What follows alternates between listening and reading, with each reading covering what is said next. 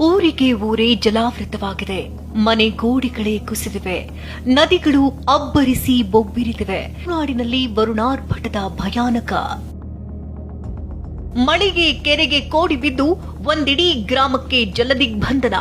ಯಾದಗಿರಿ ಜಿಲ್ಲೆಯಾದ್ಯಂತ ನಿನ್ನೆ ರಾತ್ರಿ ಭಾರೀ ಮಳೆ ಸುರಿದಿದ್ದು ಯರಗೋಳ ಗ್ರಾಮ ಜಲಾವೃತವಾಗಿದೆ. ಗ್ರಾಮದ ಕೆರೆಗೆ ಕೋಡಿ ಬಿದ್ದ ಪರಿಣಾಮ ನೀರು ಊರೊಳಗೆ ನುಗ್ಗಿದೆ. ಘಟಪ್ರಭಾ ಕೃಷ್ಣ ಆರ್ಭಟ, ಮಳೆಯಿಂದ ಬೆಳೆದಿದ್ದ ಬೆಳೆಗಳೆಲ್ಲ ಸರ್ವನಾಶ.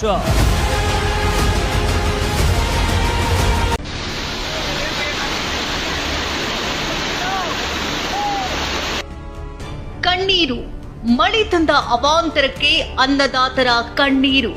ಹೀಗೆ ಮಹಿಳೆ ಕಣ್ಣೀರು ಹಾಕಿ ಅಳಲು ತೋಡ್ಕೊಳ್ತಾ ಇರುವಂತಹ ಈ ದೃಶ್ಯ ಗದಗ ತಾಲೂಕಿನ ಅಡವಿ ಸೋಮಾಪುರದ್ದು.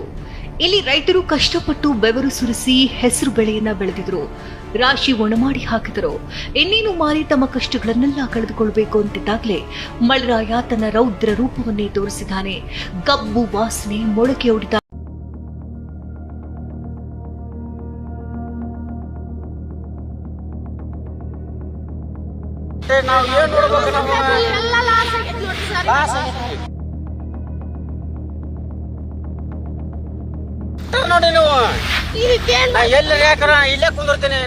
ಕಣ್ಣೀರು, ಅನ್ನದಾತರ ಕಣ್ಣೀರು.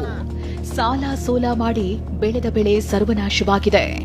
ನದಿ ಯಾವುದೋ, ಜಮೀನು ಹೊಲ ಗದ್ದೆಗಳು ಯಾವುದೋ ತಿಳಿಯುತ್ತಿಲ್ಲ. ವರುಣನ ಕೋಪಕ್ಕೆ